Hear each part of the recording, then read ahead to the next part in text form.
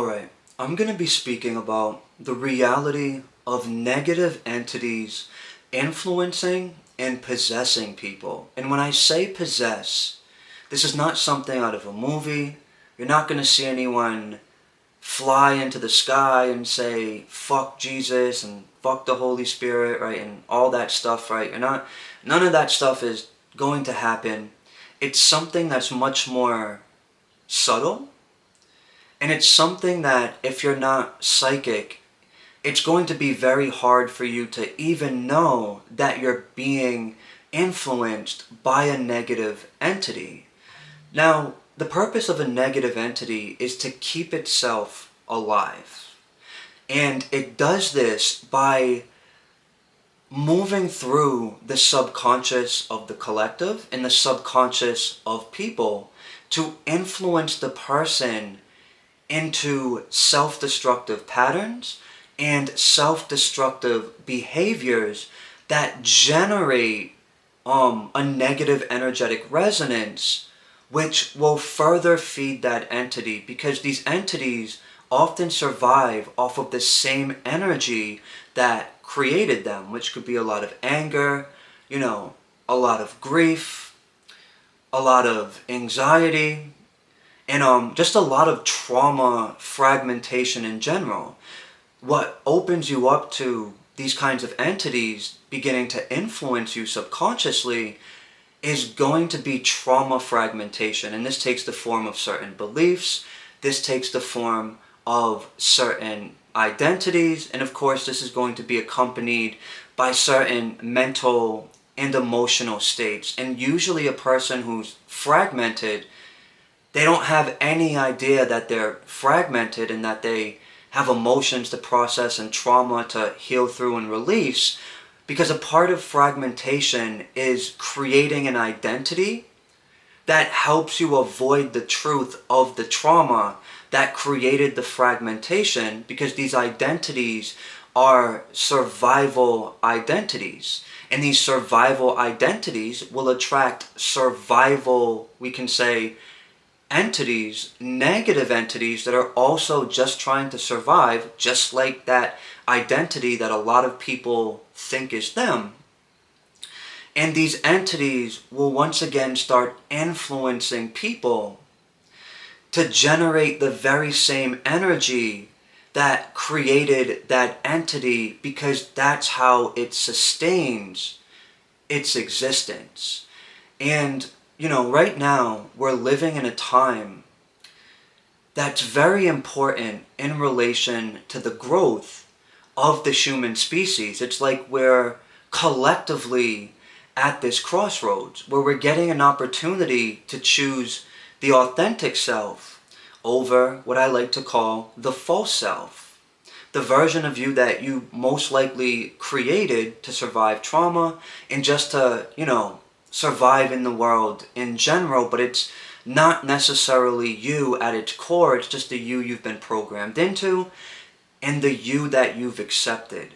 So if this is the version of you that you currently are, this is what's going to attract these kinds of entities. And in relation to what I was saying about this time period that we're in, this very crucial moment in relation to the development of our species, there's an added pressure from the universe to evolve. You can almost think of Source wanting to upgrade the cosmic algorithm.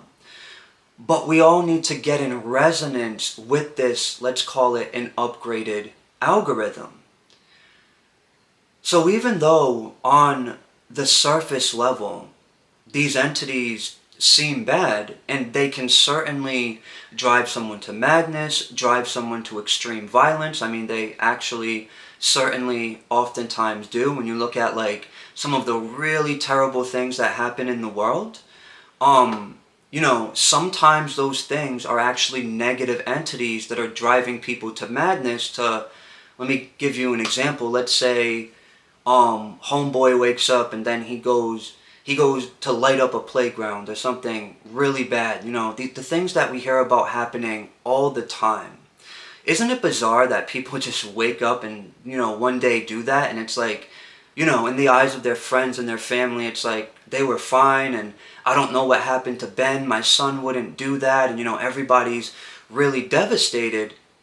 Sometimes that's the unseen hand of a negative energy, which then just creates all this energy through mass panic, and then it feeds on that to get stronger, and it feeds on that to sustain its existence, and of course that has a negative effect on, people in general, and then that's even more people that are now open to that negative influence, and then they can go through different forms of possession. But even though this happens on a deeper, we can almost say on a deeper soul level, these entities actually exist to be a very necessary catalyst for the collective. And right now, as we're collectively at this crossroads, I can clearly sense the presence of something very dark. I can clearly sense the presence of these negative entities. And even right here on this platform, I can see how these entities are influencing people to fight with each other, influencing people into more rigid negative identities, which just leave people more susceptible to doing things to feed this kind of consciousness or to feed these kinds of energies. So if you're a spiritual person, I think this is very important information to understand. Not so you freak out, not so you run around your house with a crucifix or a stick of incense or, whatever it might be. But so you can be aware of what's happening and how this potentially relates to you. Because if you're attracting these kinds of entities, they can only enter your auric field through unhealed wounds. And no one's ever completely healed or anything like that. But what I'm talking about is an overall energetic resonance, which is enough to make you susceptible to the influence of these kinds of beings. So this is pretty much what I wanted to share. If you're sensing something that feels very dark, or maybe you yourself might suspect that some of these energies or entities may be in your life influencing you, don't freak out.